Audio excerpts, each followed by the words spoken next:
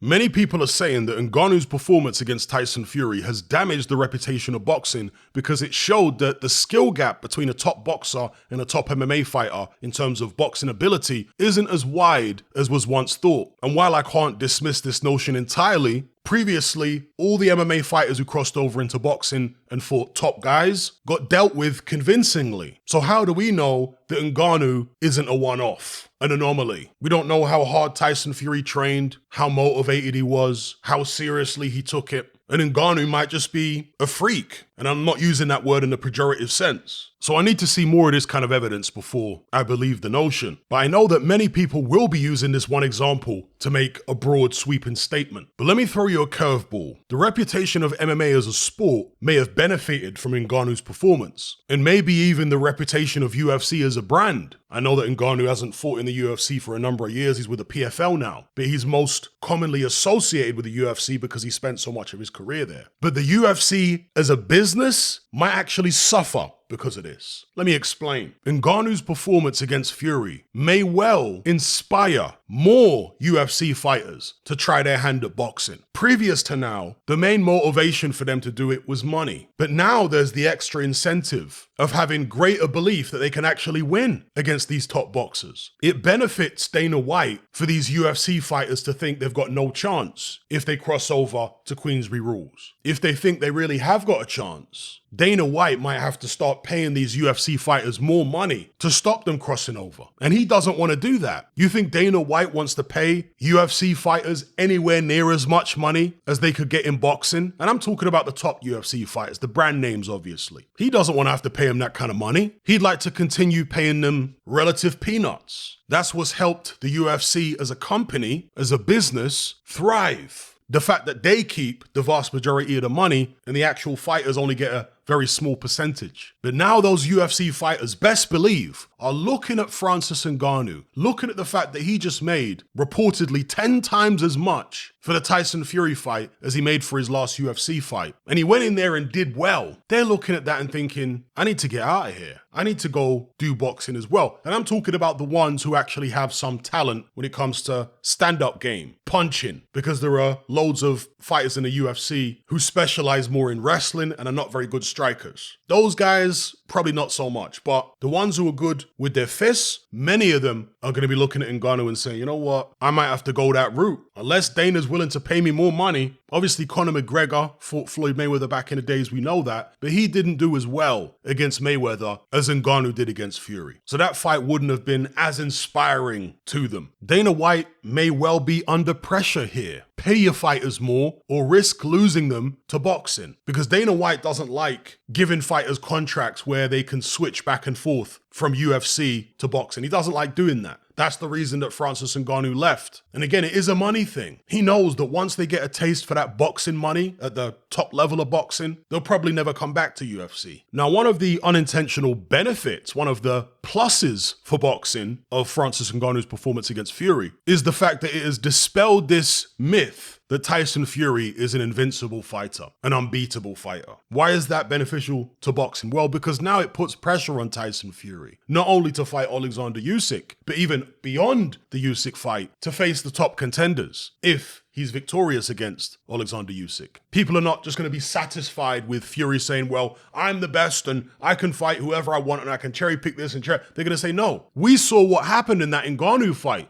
We saw how close you came to defeat that night. So now we want to see you in there against Frank Sanchez, Martin Bakole, Arslanbek Makhmudov, Filip Hrgovic, Zhilei Zhang, because you're not as invincible as you've been making yourself out to be, as your fans have been making you out to be. And of course, you guys know I've long been saying that Tyson Fury is not unbeatable at all. I think he's very beatable. I think Usyk is very beatable. But his fans and the media helped to create this perception that nobody can touch him. He hasn't fought most of the guys in the top 15. So it's an assumption based on what exactly? Tyson Fury hasn't cleaned out the division. He's never come close to doing that. But people talk about him as if he has done it. It's the strangest thing. So yeah, the Ngannou performance has exposed Fury's vulnerability and created a situation where people will not be satisfied with Fury saying he's the best unless he's actually beaten Usyk and a number of other contenders in the division. That is good for boxing. That is good for any division in boxing, not just the heavyweight division. It's never good when you have one fighter